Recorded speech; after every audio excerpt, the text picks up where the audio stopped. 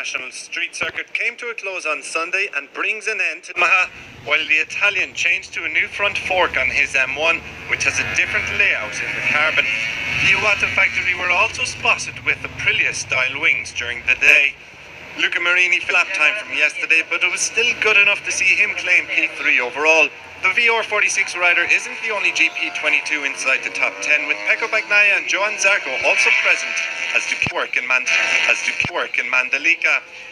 The big testing news from the Bologna Bullets is that their longer exhaust, nicknamed the Didgeridoo, hasn't worked as well as they will elsewhere.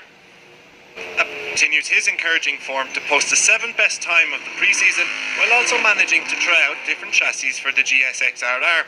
The Spaniard was the only rider from the Hamamatsu factory on track on Sunday, with Joan Mir struck down by food poisoning.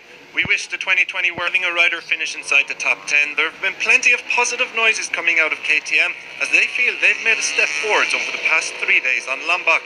A new aero package and a modified tail exhaust were still being tested on the RC16. A test with MotoGP's long-awaited return to Indonesia, a resounding success with riders and locals.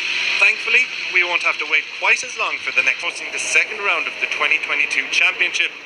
Before then, though, it's all eyes on Losail for round 1 the opening weekend of March. Make sure you stay tuned. Aprilia have ended the test with both their riders sitting comfortably inside the top 10. Pol Espargaro is better placed in P4, while Maverick Vinales is in P8.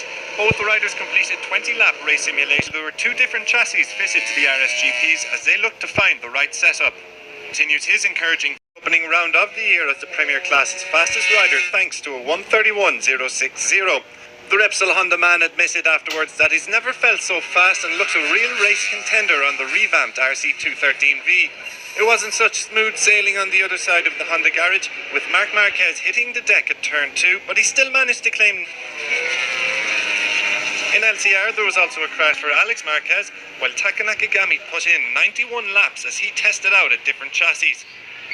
Though it's all eyes on Losail for round 1 the opening weekend of March, make sure you stay tuned to MotoGP.com for all the latest news and build-up to